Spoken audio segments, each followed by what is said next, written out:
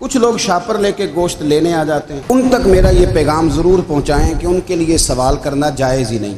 شریعت یہ کہتی ہے کہ جس کے گھر میں ایک وقت کا کھانا موجود ہو، صبح کا اس کے گھر میں کھانا موجود ہے ایک ٹائم کا، اس بندے کے لیے کسی کے سامنے ہاتھ پھیلانا جائز۔ اتنا بھوکا آدمی کہ جس کے پاس اب کھانا ہی نہیں ہے ایک وقت کا بھی، وہ سوال کر سکتا ہے۔ چھوڑیں، سارا سال اگر ہم کسی امیر سے لے کے نہیں کھاتے تو کیا گھر میں ہنڈیاں نہیں پکتی؟ بالکل نہیں سوال کریں، قطعاً کوئی ضرورت نہیں، یہ جائز ہی نہیں ہے سرے سے۔ آپ کو کس نے اجازت دے دی خالی گوشت کی خاطر؟ جہاں اللہ تعالیٰ آپ کو مرچ دے رہا ہے، نمک دے رہا ہے، گھی دے رہا ہے، گھر رہنے کے لیے دے رہا ہے، وہ رب کریم 1000 روپے کا گوشت بھی عطا فرمائے گا۔ اور اس سے اگلی بات یہ کہ شکوہ بھی نہیں کرنا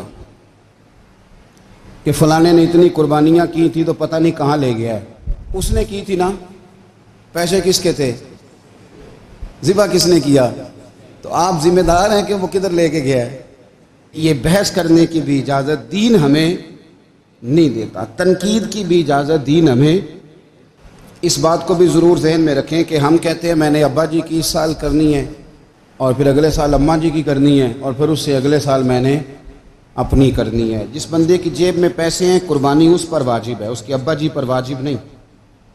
اگر ابا جی کے پاس الگ پیسے ہیں تو ابا جی پر قربانی واجب ہوگی۔ ہاں، اگر آپ کی جیب اجازت دیتی ہے تو آپ 3 قربانیاں خریدیں یا بڑے جانور میں 3 حصے ڈالیں، تو اب آپ 2 والدین کی ہو گئی، 1 آپ کی اپنی ہو گئی۔ لیکن جب تک آپ پر واجب قربانی آپ نہیں دیتے تب تک والدین کی قربانی دینا درست نہیں ہے، کیونکہ یہ دین میں واجب ہے۔ جو نماز آپ پہ فرض ہے وہ آپ نے پڑھنی ہے، اور جو ابا جی پہ فرض ہے وہ ابا جی نے پڑھنی ہے۔ اس مسئلے کو بھی ضرور ذہن نشین کریں۔ اس سے اگلی بات جو اور زیادہ ضروری ہے اس کا ضرور خیال فرمائیں، حصے ڈالے جاتے ہیں قربانی کے حصے۔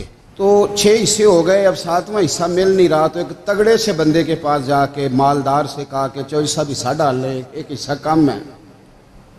چودھری صاحب کہنے لگے کہ میں نے تو پہلے بھی 4 بکرے لیے ہوئے ہیں، تو چلو اگر تم کہتے ہو تو چلو بڑا گوشت آ جائے گا، تکے ہی بنا لیں گے، چلو بڑا گوشت بھی 10 کلو آ جائے گا تو کباب کے لیے رکھ لیں گے، چلو رکھ لو حصہ۔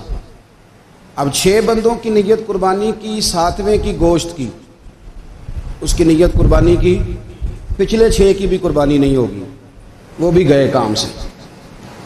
آپ اس بات کو سمجھیں کہ قربانی کا مطلب یہ ہے کہ خالص اللہ کی رضا کے لیے مخصوص وقت میں مخصوص جانور ذبح کرنا۔ اس لیے یہ ضرور توجہ کریں اس بات پر کہ ہم کئی لوگوں کو فورس کر کے شامل کر لیتے ہیں۔ بندہ مالدار ہوتا ہے، وہ بھی کہتا ہے چلو ٹھیک ہے کوئی حرج نہیں، لیکن وہ نامینیٹ کرے گا۔ اگر اس نے اپنی قربانی رکھ لیا تو پھر وہ بتائے گا یہ قربانی کس کی ہے، والدین کی ہے، کس کی ہے۔ تو قربانی اس ترتیب سے کریں کہ اس کے سارے مسائل سے آگاہی حاصل کریں۔